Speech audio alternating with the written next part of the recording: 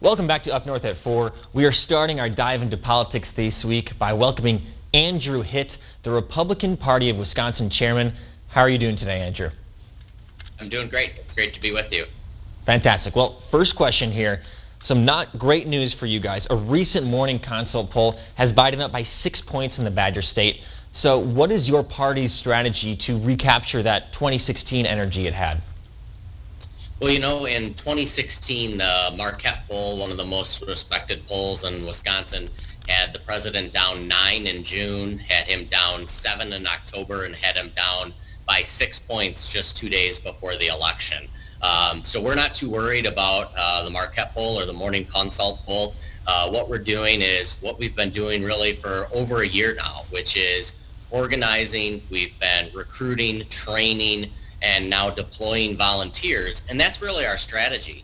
We need a bigger grassroots army of volunteers than we've ever had before so that we can break through all the noise, everything that's going on, and make sure that our volunteers who are on neighborhood teams across the state of Wisconsin, that they talk to people in their church, in their neighborhood, one-on-one conversations with family members, with friends, to talk to them about the accomplishments of President Trump, the differences between President Trump and Joe Biden, and why they should vote for President Trump this fall.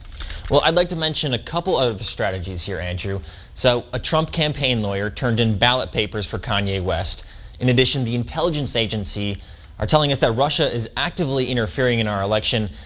And lastly, the Postal Service is facing massive cuts when mail-in ballots will likely be at an all-time high. So how do you reconcile these strategies with the other ones you mentioned earlier to win in November? So I don't know that I would call those strategies of the Republican campaign or the president's campaign. Our strategy is really to meet one-on-one with voters, talk to them about the accomplishments of this president, whether it is the economy that this president built, the record low unemployment for so many demographics, including the black community here in Wisconsin, the judges that the president has appointed, law and order judges, the work that he has done to secure our country, whether it's on the border or in foreign policy. So that's what I'm talking about. We're going to cut through all of that noise and talk to people about issues that they care about, issues that they sit around their dining room table, their kitchen table, as they figure out what's going to be best for us and for our family and for our kids. All right, well, we'll move on from those 3 points that weren't addressed. Let's talk about the coronavirus, Andrew. 170,000 Americans are dead, including more than 1,000 Wisconsinites. And you mentioned the economy. We've had 10 years of growing job numbers, so it wasn't just President Trump that experienced a strong economy. So how are you going to sell the Wisconsinites, the American people, on this message that President Trump is the best person to handle this pandemic? So from the beginning, President Trump was focused on two sides of the equation. He was focused on public health and keeping us safe. You saw the massive amounts of personal protection equipment that was brought into the state of Wisconsin. You didn't see that on the mainstream media, but the facts bear it out. This president stepped up. He led the way to the Paycheck Protection Program, which brought, I think, over $18 billion, helped 144,000 businesses in Wisconsin to get through this pandemic. All the while he is doing the things on the public health side that needed to be done, he's focused on opening up the economy. Because there are two sides, and Governor Evers was focused on one thing, that was shutdown. He couldn't get past shutdown. He couldn't get past that. We need somebody who's focused on both things. That's why we need President Trump in the fall.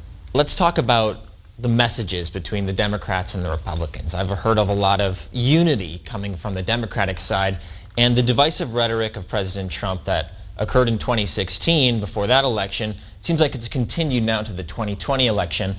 In this moment when this country really needs to come together with a lot of national uprising right now, what can we expect from the Republicans to try to mend the wounds of this country, try to bring people together?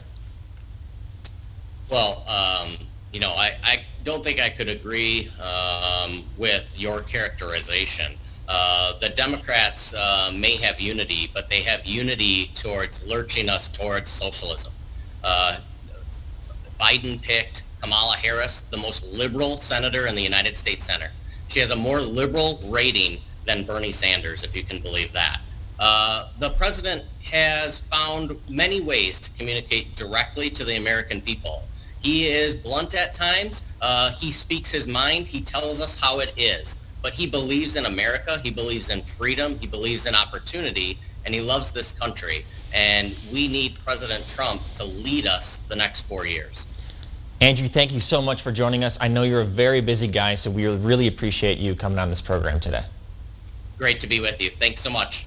All right, after the break, we will talk to Andrew's counterpart on the Democratic side, Ben Wickler. Stay with us.